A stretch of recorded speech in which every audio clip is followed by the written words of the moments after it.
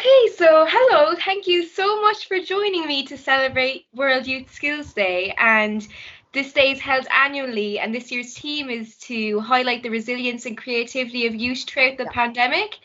And I suppose I just have a few questions for you because I'm aware that you have an abundance of experience with working with young children in schools.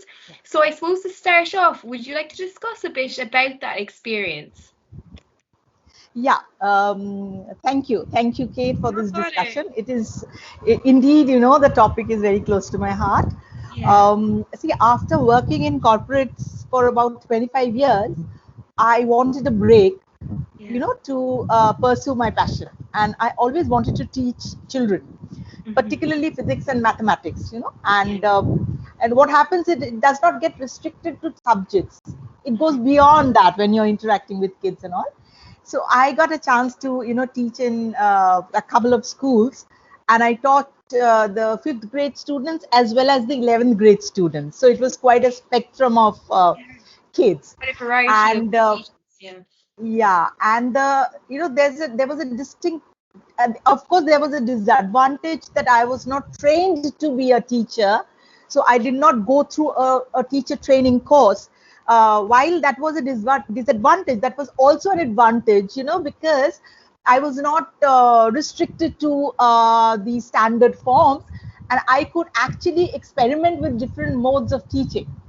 I You know, see. That's very true. to, Yeah. Yeah. So you yeah, to almost see if had it a leg up. works. Yeah. You were able to give the kids a bit something different, a bit out of the box, I guess. So, Exactly. Like, for instance, I'll give you an example. When we were talking about physics, there is in sound, in chapter of sound, okay. I felt that what students got attracted was to, horror stories and mysteries and stuff like that. Yes. Yeah. So there was an incident which happened long ago in Japan, and there was, one particular building used to shake vigorously at particular times of the day. So Mhm. for a long time, they thought that it was a haunted house, but then eventually science could, Yeah. explain why that was happened. So I started off with that story and then led them into frequency and sound and stuff like that. So Yeah. they never forgot the I see. stuff. So that is a way I experimented. And Yeah. in a nutshell, it was amazing because, it took away 20, 30 years from my age. So I was feeling so young, to interact with them. So that was why it was an amazing experience. Yeah. I still teach a couple of students, so that continues to be. I'm still young. Yeah, exactly, exactly. Most importantly. Oh, Yeah, that sounds like an amazing experience. And I suppose for yeah. my second question for you, I'd just like to get your opinion on how you think COVID-19 has impacted children's learning and skill building.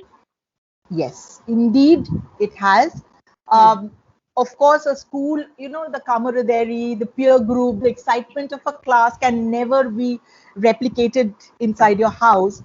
So, however much the teachers are trying and all, but I would like to focus on a different thing today because in India, as you know, I'm talking about India now, Mhm. there's a huge divide in demographic and economic profiles. And Mhm. therefore, there's a great digital divide. Yeah. There's a large chunk of children who do not have access to or proper access to the digital medium. Yeah. So what COVID has done is actually, took them back by another 3 years, because if you don't practice your maths, you don't get to know your studies, you tend to forget. So that is I think the greater impact has been Mhm. among people who do not have access to digital, Yeah. Yeah. so That's yes, it had a major effect. Yeah, that's a really good point. And I suppose following on from that, when it comes to equipping children with with skills for employment, what do you think is most important? Maybe in the context of India, if you want. Yeah, I think, you know what, while I was teaching the children, in India particularly, there is a lot of competitiveness. Okay, Yeah. there are other countries, who are actually handling this pretty well because they are going away from ranks. They're Hmm. going away from, the who stood first and who stood second in class. So what is happening is that that kind of competition is making children less empathetic towards the fellow students. And Yeah. empathy is an area which is extremely important when you finally go to work. Because if you don't have empathy for your team members, if you don't have empathy for your juniors, it is very difficult to build a team. So that is an area which I think the curriculum, the schools should think how to, there are schools who are thinking.